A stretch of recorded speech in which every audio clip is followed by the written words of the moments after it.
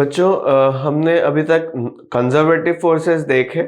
Now let us see non conservative forces.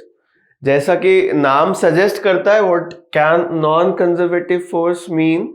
That the conservation of energy is not followed when these forces are acting in a system. Okay, तो सबसे पहले let us read a statement about them and then we'll discuss them in detail.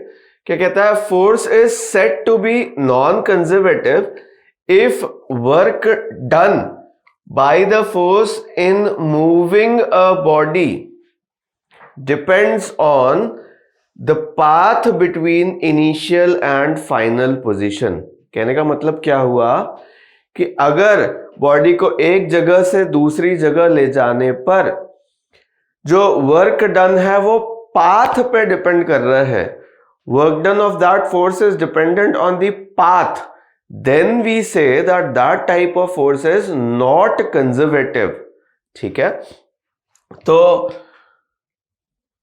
इसको इस diagram से समझते हैं। that suppose a body is taken from point A to point B, okay, and one force is acting during this motion and there are three possible cases. Suppose करो A से point B तक body को ले जाते हैं path 1 से। Red colour path अगर आप देख रहे हो तो पाथ 1 में late us say that the work done by the force was W1। ठीक है, पाथ 2 से जब हम जाते हैं let us say that the work done was W2 and say path 3, ठीक है, required work done W3 to take the body from A to B। Then if the force is non conservative then you will observe that W1 not equal to W2 not equal to W3।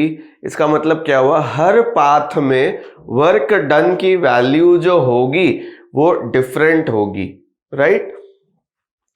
तो ऐसा अगर आपको मिलता है तो that type of force is called non conservative force. ये पहली बात हुई कि भाई उसका जो वर्क डन होता है, जिस फोर्स का वर्क डन पाथ डिपेंडेंट होगा वो फोर्स क्या कहलाएगा? Non conservative force. The other thing is work done in a closed path is not zero. ठीक है, यहीं पे इसको समझ लेते हैं बेटा। लेट अस से कि अगर आप पाथ 1 से गए तो जाते समय वर्क डन क्या मिला होगा? W1। और सपोज करो पाथ 3 से वापस आए, ठीक है, लेट अस से कि आप पाथ 3 से वापस आए। गए किससे थे बेटा? आप सपोज करो पाथ 1 से गए थे और पाथ 3 से वापस आ गए, तो जाते समय W1 लगा था और आते समय, चलो ये एरो हटा देता हूं मैं, आने के लिए -W3 वर्क डन मिला होगा, है ना? जाते समय अगर बेटा W3 था तो आते समय -W3 ले लेता हूं मैं, तो टोटल वर्क डन जो होगा इस केस में, ठीक है, क्लोज्ड पाथ में आप क्या लिखोगे सर? W1 लिख लो प्लस -W3 लिख लो। But since W1 and W3 are not equal, ठीक है, अलग अलग पाथ पे वर्क डन की वैल्यू डिफरेंट होती है, W1 और W3 नॉट इक्वल है, इस वजह से हम कह सकते हैं कि इन अ क्लोज्ड पाथ, ठीक है, work done is not zero. इस बात को एक एग्जाम्पल से मैं समझाने की कोशिश करता हूं, ठीक है। नॉन कंजर्वेटिव फोर्स के लिए बेटे मैं एक एग्जांपल देता हूं आपको। Friction is a non conservative force. तो इस बात को समझते हैं कि भाई उसका वर्क डन क्लोज पाथ में जीरो कैसे नहीं होता। बेटा सपोज करो this is a block and it is moving in this direction, ठीक है।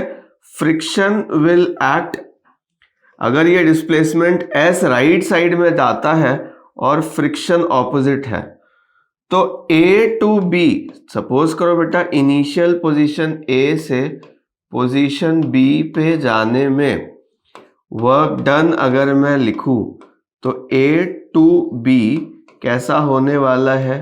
वर्क डन नेगेटिव होगा। वर्क डन कैसा होगा बेटा? नेगेटिव होगा, क्योंकि बॉडी इधर जा रही है और फ्रिक्शन उसके ऑपोजिट लग रहा है। ठीक है, तो इस डायरेक्शन में जाने में वर्क डन कैसा आया? नेगेटिव आ गया।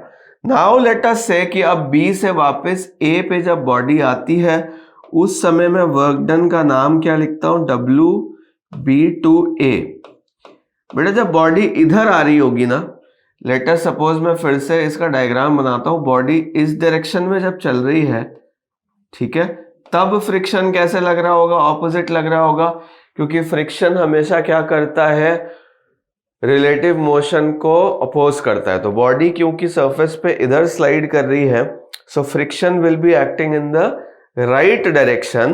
तो फिर से क्योंकि बॉडी का मोशन अपोज कर रहा है फ्रिक्शन, फिर से वर्क डन जो होगा बेटा वो कैसा होगा? नेगेटिव हो जाएगा। And in this case also WBA will be right as negative. तो बेटा टोटल वर्क डन इस केस में क्या हो जाएगा? हमारा नेगेटिव ही रहेगा, नॉन जीरो रहेगा।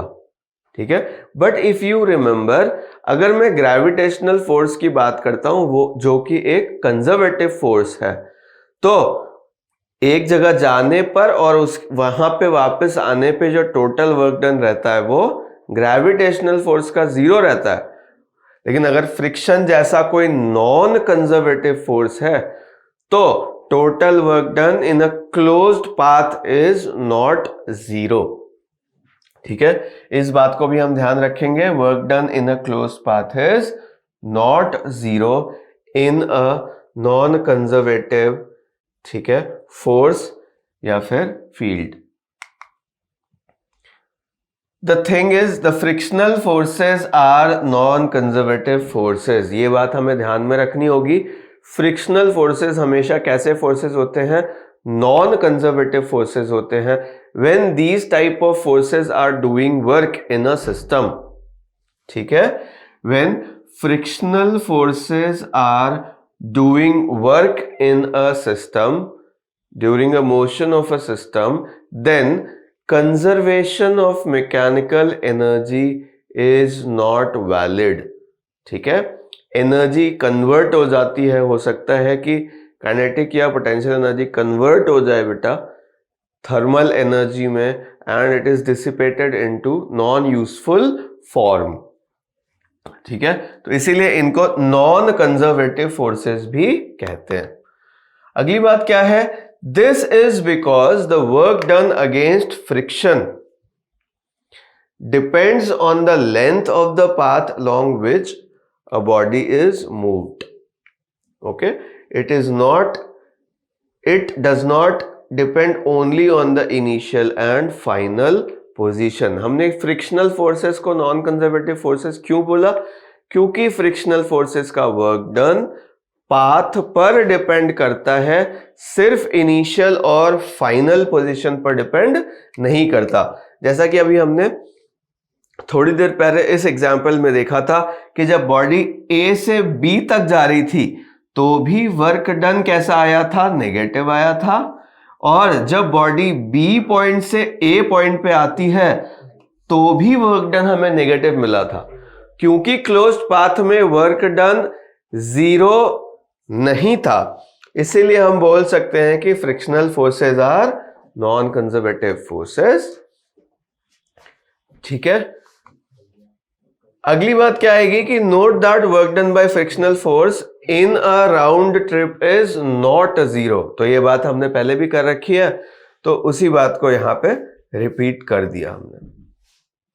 Next thing is velocity dependent forces such as viscosity forces.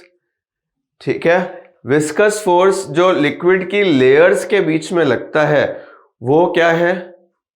एक नॉन कंजर्वेटिव फोर्स है। एयर रेजिस्टेंस कैसा फोर्स है? एक नॉन कंजर्वेटिव फोर्स है। तो जो भी फोर्सेस किस पे डिपेंड करते हैं? वेलोसिटी डिपेंडेंट होते हैं बेटा। वो फोर्सेस क्या होते हैं?